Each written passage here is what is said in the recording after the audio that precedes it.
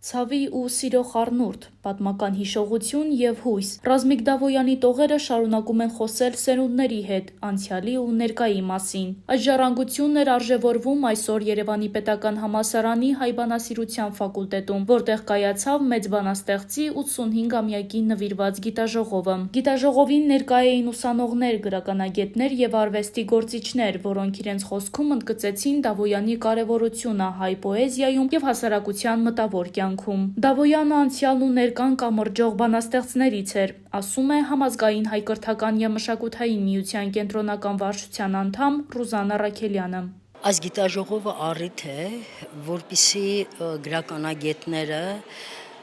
եւս մեկ անգամ արժևորեն մեր գրականության երևելի դեմքերից Ռազմիկ Դավոյանի գրական ավանդները։ Այս տարի կդառնար բանաստեղծը 85 տարեկան, Ռազմիկ Դավոյանը այն հանճարեղ գրողներից է, ով կարևորում էր անցյալի վաստակը, անցյալի մեծերի, հայ մեծերի վաստակը, եւ ինքը անցյալը եւ ներկան կամրջող բանաստեղծներից էր, անշուշտ նաեւ իր բանաստեղծությունները, իր գրական գործունեությունը նաև դուր բացեց ապագայի հանդեպ եւ պատահական չէ, որ Ռազմիկ Դավոյանին համարում են նաև նորարար հենց այդ իմաստով, որ ճիշտ է անցյալը առանցք էր իր համար, բայց նաև շատ կարևորում էր ապագան։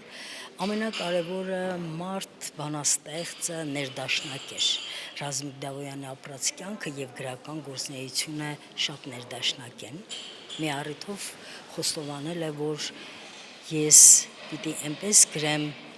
որ սույտ չլինի եւ դուք ինձ հավատաք։ Եվ իսկապես նրա բանաստեղծական տողերը իր անձնական ապրումներն են, որոնք դառնում են համամարտկային։ Բանասիրական գիտությունների դոկտոր պրոֆեսոր Սուրեն Աբրահամյանը Դավոյանի ստեղծագործությունները համեմատում է Տերյանի, Թումանյանի եւ Իսահակյանի հետ։ Դավոյանի գրապատմական նշանակությունը մեծ է, նա մի ամբողջ մշակութային շրջանի ավարտի եւ սկզբնավորողի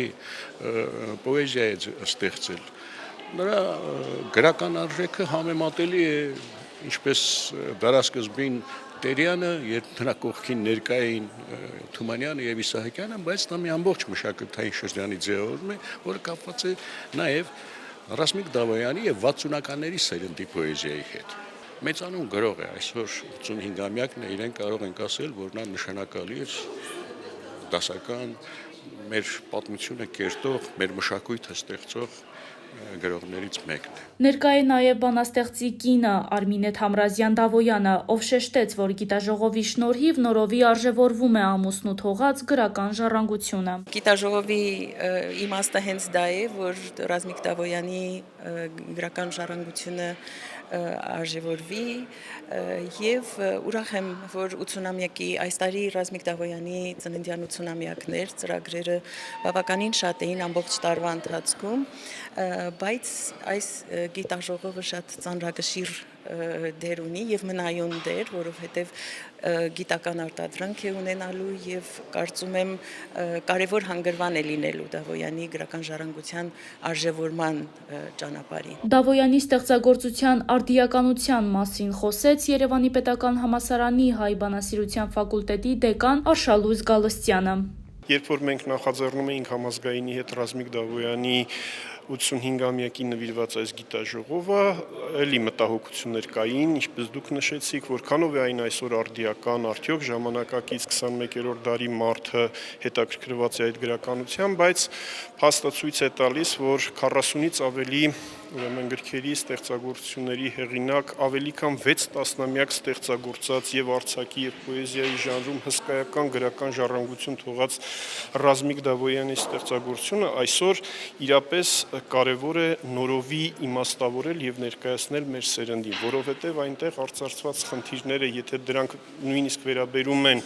մեր պատմության չափազանց կարևոր, բարդ, հակասական տարբեր ժամանակաշրջաների, արդիական են նաեւ այսօր։ Խաչատուր Աբովյանի անվան Հայկական պետական մանկավարժական համալսարանի բանասիրության ֆակուլտետի դեկան, բանասիրական գիտությունների դոկտոր պրոֆեսոր Աշոտ Գալստյանը Դավոյանի մոր մասին ստեղծագործությունները Շիրազից հետո համարում է մի նոր աստիճան դեպի մայրական սիրերգություն։ Ռազմիկ Դավոյանի ստեղծագործության շրջանակը շատ մեծ է։ Եվ երբ այսօր արդեն նրա 85-ամյակին նվիրված այս գիտաժողովն է իրականացվում, այստեղ իմի են բերվում դասական գրողի ստեղծագործական տաղանդը եւ նրա պոեզիայի այն նորարարությունը, որ նա ներկայացրել է հայ գրականությանը։ Բավական է նշել նրա մայրերգությունը, մայրական երգերը, թվում էր թե Շիրազից հետո արդեն այս թեման ամբողջական սպառում է իրականացվել, բայց Ռազմիկ Դավոյանի մորը նվիրված ստեղծագործությունները մի նոր աստիճանի վրա բարձրացավ մայրական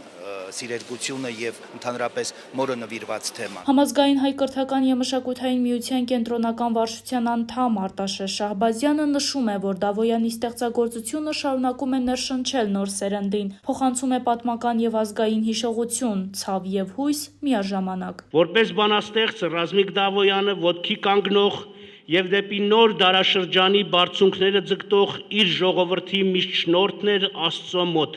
Միաժամանակ նա դժոխքի միջով անցած, մեռած ու հառնած ազգի հարազատ զավակն էր, ով չի աղաղակում իր ցավի մասին, բայց այդ ցավն արկա է եւ վիրավորն իարթի պես նվվում է նրա տողերի խորքում։ Այսպիսով գիտաժողովը ոչ միայն հարգանքի տուրք էր մեծ բանաստեղծի հիշատակին, այլև դարձավ կարևոր հարթակ նորից վերարժավորելու Ռազմիկ Դավոյանի ստեղծագործական ժառանգությունը, որը շարունակում է ներշնչել եւ ուղղորդել ինչպես գիտնականներին ու արվեստագետներին, այնպես էլ նոր սերնդին։ Ալիսա Աղասյան, Սերոբ Չերչիկյան, Երկիր AM։